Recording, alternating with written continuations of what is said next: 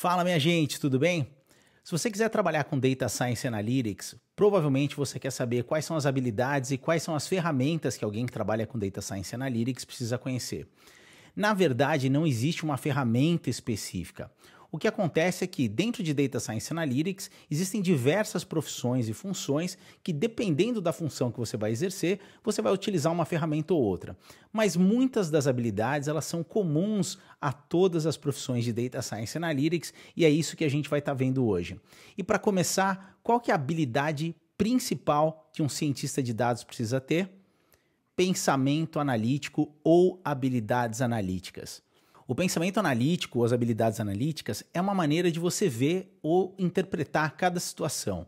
As habilidades analíticas elas se referem à capacidade de você coletar e gerar informações, analisá-las e prover insights e recomendações. Ela é utilizada para que você resolva o problema e traga oportunidades para a empresa que você está trabalhando. As empresas elas procuram um funcionário ideal de Data Science Analytics que vai ajudar a empresa a identificar os problemas e apresentar soluções eficientes para esses problemas. E as habilidades utilizadas para resolver esses problemas são conhecidas como habilidades analíticas. Quer entender a importância das habilidades analíticas? Em uma entrevista de emprego para Data Science Analytics, eles não vão te pedir para escrever um código em Python, simplesmente escrever um código SQL.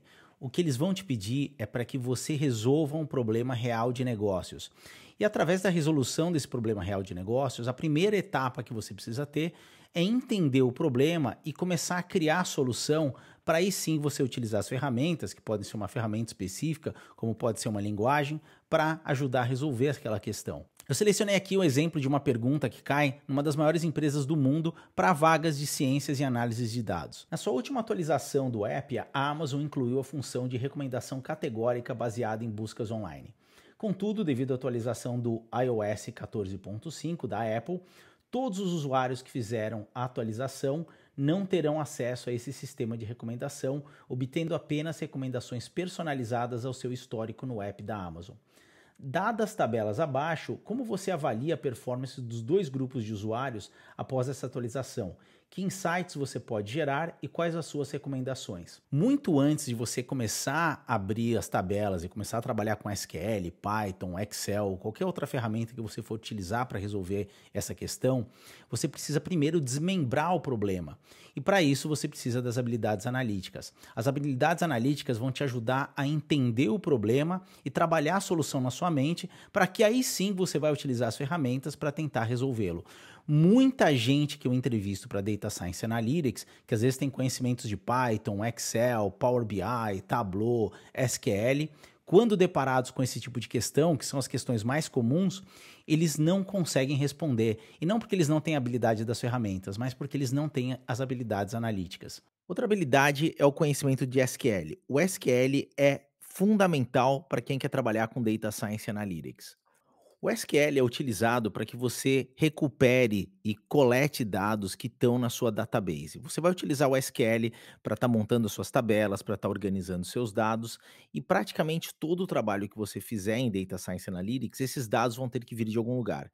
Não são todas as empresas que possuem um database, um banco de dados que você vai precisar utilizar o SQL, mas para essas que possuem, você precisa conhecer a linguagem SQL para que você consiga fazer o retrieving desses dados da database e aí aplicar utilizando os dados, colocar em outras ferramentas, fazer conexões para que você possa estar fazendo as análises e aí depois levando para as apresentações. Um outro ponto importante é que uma entrevista técnica de SQL, ela vai perguntar praticamente a mesma coisa que a gente viu nessas perguntas anteriores. Eles vão te apresentar um problema real de negócios, o qual você vai precisar resolver para chegar à solução. Você nunca vai ver numa entrevista de SQL algo como o que é uma database, quais são os tipos de joins, qual a diferença entre SQL e MySQL. Não, não é uma prova de decoreba, é uma prova que quer analisar como o profissional pensa analiticamente e qual que é o raciocínio do profissional para resolver um problema real de negócios. O próximo ponto são os dashboards. Dashboards são bastante importantes. Pessoalmente, é uma área que eu tenho um conhecimento bastante longo. Por exemplo, quando eu trabalhei no Google, eu fui uma das primeiras pessoas em todo o mundo a utilizar o Google Data Studio, ainda na versão alfa, que não tinha nem sido disponibilizado para os usuários externos ainda, apenas internamente no Google. E é muito importante você saber como coletar as KPIs corretas, o que informar e o que não informar no dashboard. E, por exemplo, no meu curso de Data Science Analytics, a gente cria vários dashboards com os usuários, com os alunos, utilizando ferramentas específicas de dashboard, como o Google Data Studio, como o Tableau, como o Power BI. E aqui está um exemplo de um dashboard, ele é interativo, a gente não consegue ver ele interativamente aqui, mas ele é interativo para exemplificar como escolher as métricas e o que você faz na hora de desenvolver um dashboard e podendo desenvolver um dashboard utilizando exemplos reais, como esse caso aqui da Target. Quando a gente cria um dashboard, você tem que definir quem é a audiência do seu dashboard, quem que vai estar vendo e acessando o seu dashboard, quais as KPIs vão ajudar a sua audiência a tomar as decisões informadas, qual o contexto dos dados que você está utilizando no dashboard, quais os objetivos que seu dashboard suporta. E, além disso, você tem que usar os gráficos corretos para representar aquilo que você quer. É importante usar real-time data e lembrando, quando que você criar um dashboard, menos é mais. Dentre as ferramentas de dashboard, você não precisa aprender uma ferramenta específica.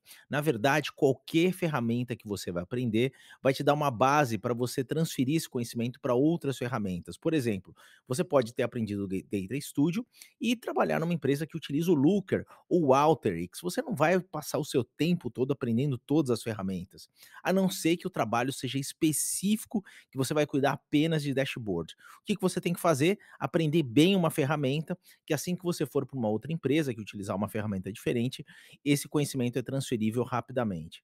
Dentre as ferramentas mais comuns estão o Google Data Studio, Microsoft Power BI, o Tableau, o Looker, o Qlik e o Alteryx.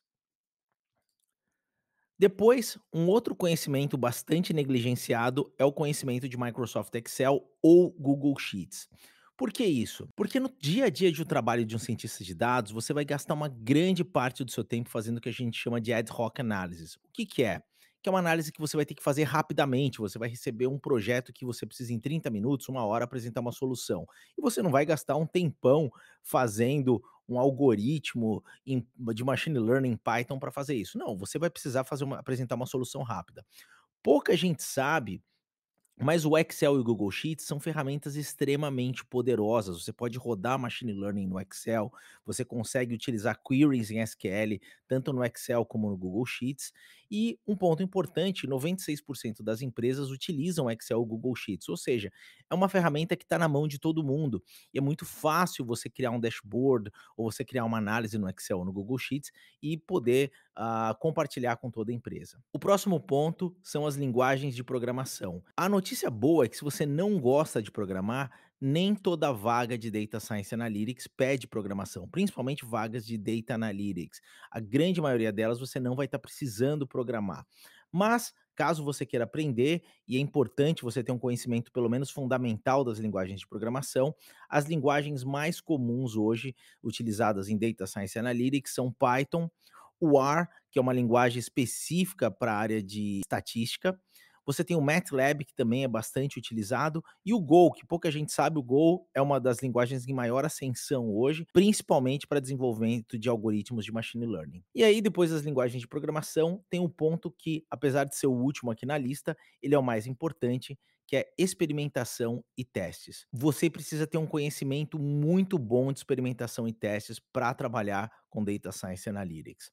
E experimentação em testes entra A/B testing, você tem que ter um conhecimento bastante avançado, não um conhecimento fundamental de A/B testing. RCTs têm se tornado cada vez mais importante na área de Data Science Analytics e pouca gente sabe. Muita gente pensa que modelos de machine learning são as maneiras mais avançadas de você comprovar um resultado, você chegar a uma conclusão que você é extremamente confiável, e não. Na verdade, é o RCT, muito acima de modelos, por exemplo. Depois, forecasting, modelos de forecasting, você tem que ter um conhecimento de mixed methods, meta-análises e testes de incrementalidade. Tudo isso faz parte da área de experimentação e testes, e você precisa ter esses conhecimentos de uma maneira bastante avançada para poder trabalhar com Data Science Analytics. Legal, gente, espero que tenham gostado do vídeo de hoje. Não se esqueçam de se cadastrar no canal, dar um like aqui e a gente se fala no próximo vídeo. Até a próxima.